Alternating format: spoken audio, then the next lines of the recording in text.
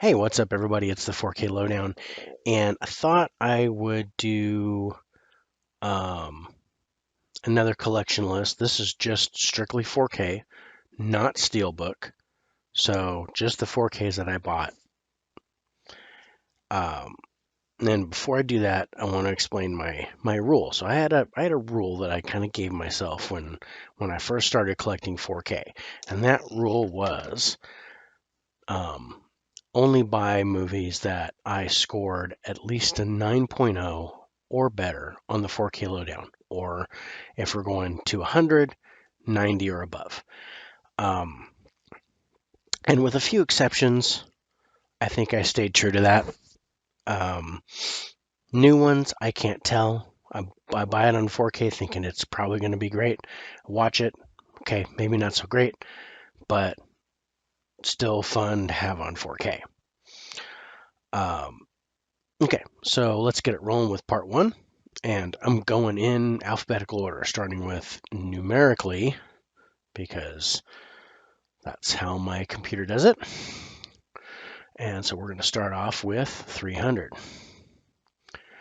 300 gets a 9.2 as a fantasy comic book action movie, because that's based on a graphic novel. But great movie, good scores. This right off the bat is a good example of what I want to get on 4K. Next one, maybe not so much, but I couldn't pass this one up. So this is a Elita Battle Angel, and that is it comes with the 4K plus the 3D Blu-ray plus the Blu-ray. So there's three copies of the movie in here. And I'm really anxious to see this in 3D on my projector. I think that's going to be really awesome. But Alita, I actually gave an 8.0. So it doesn't qualify for the 9, but there were other reasons for getting this one on 4K, namely to get the 3D version. Next one is American Werewolf in London. And yes, this one I bought the Arrow Release 4K Special Edition. Yum yum with the book and all that good stuff. And rightfully so. This is my favorite werewolf movie of all time. And as a werewolf movie, a horror movie, werewolf, or monster movie, I gave this a 9.3. And it deserves it. Okay. Now we're getting into the easy ones, stuff that you guys know. So coming up next is the first Avengers movie. And this is my favorite of the Avengers series. Probably my number one all-time MCU movie, because this is where it all came together. So I really like this. So I give this a 9.5, and Avengers is on 4K, which is beautiful. Okay, so next up is Age of Ultron. Not to be outdone, Age of Ultron got a 9.2 on my list, and I'm actually kind of surprised about that one. I thought I would have scored that a little lower, but I don't know. I might go through that and rescore it. But for right now, 9.2, which falls really good in my nines. Age of Ultron.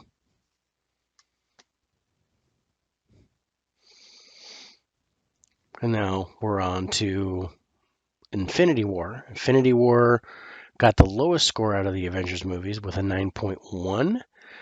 Um,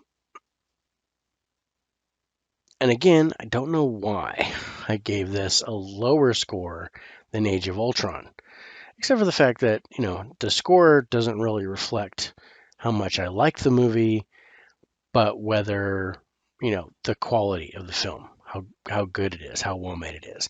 And I think that's why Age of Ultron kind of edges out Infinity War. But still, dude, 9.1, awesome movie. And then, of course, Endgame. This Endgame comes with the slip. Beautiful.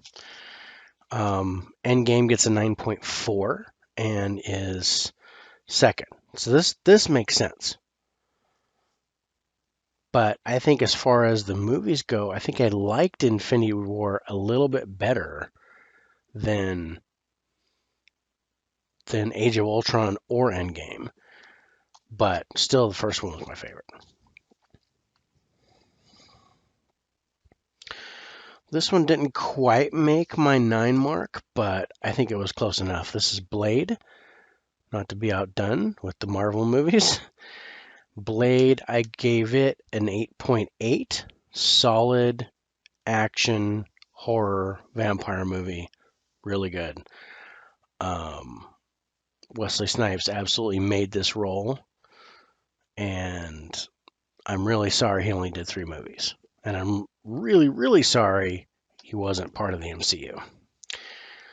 But that was pretty awesome. Next one is Bohemian Rhapsody. And Bohemian Rhapsody got a 9.0 on my scale, so it absolutely qualifies to get a 4K release. And I really like the discs because they actually look like LPs. But I'm a fan. I love this movie. It's a big time exception, but the last one on the list for today is Crazy Rich Asians. And I got this because I think visually I thought it would be pretty stunning. I didn't really love the movie, but it's not my style. Score-wise, it got a 7.7. And I think that's a pretty good score considering it's a really sappy love story movie. The discs on the inside were pretty good.